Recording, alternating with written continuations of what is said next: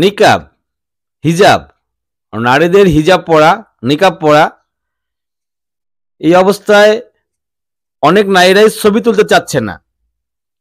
Voter ID, তারা voter ID card তাদের হয়ে গেছে, মানে ভোটার আইডির জন্য তারা ফর্ম ফিল আপ করে ফেলেছেন, সকল কার্যক্রম কমপ্লিট, এখন ছবি তুলতে হবে।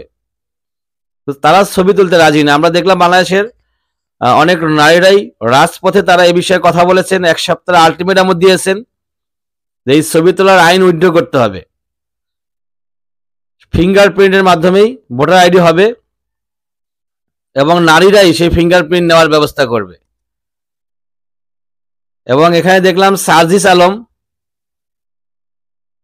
তিনিও নিকাবের বিরুদ্ধে কথা বলেছেন, অর্থাৎ নিকাবের বিরুদ্ধে না, নিকাবের পক্ষে, মানে কেন নিকাব ছাড়া নিকাব পরেও প্রোগ্রাম করা যাবে না। নাফিসার কথা বলেছেন। নাফিসা ফেসিবাদ সরকার বিরোধী আন্দোলনে রাজপথে ছিলেন স্ট্রংলি এবং সেখানে সে নিকাব পরেই ছিলেন। নিকাব পরে রাজপথে থেকে আন্দোলন করে একটি সরকারকে দেশ থেকে বিতাড়িত করেছেন।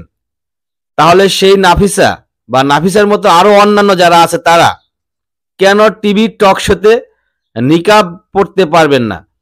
অর্থাৎ নাফিসার একটি টিভি প্রোগ্রামে যাওয়ার কথা ছিল, তো সেই প্রোগ্রামের নাফিসা বলেছিল যে আমি নিকাব পরে যাব, সেজন্য তাকে সেই প্রোগ্রামে অ্যাটেন্ড করতে দেওয়া হয় নাই। আর এই প্রতিবাদেই তারা কথা বলেছেন কেন নিকাব খুলে যেতে হবে। একটা মুসলিম কান্ট্রি, বাংলাদেশ হচ্ছে একটা মুসলিম কান্ট্রি, ইসলামিক কান্ট্রি, সেখানে আপনি টিভি টক শোতে আপনাকে আপনার ইচ্ছা মতো থাকতে হবে, কারণটা কি? একজন মুসলিম নারী তার যে ধরনের পোশাক পরা উচিত ইসলামী রুলস অনুযায়ী, সে ধরনের পোশাক পরে সে টিভি প্রোগ্রাম করতে পারবে না, এটা আসলে কাম্য নয়।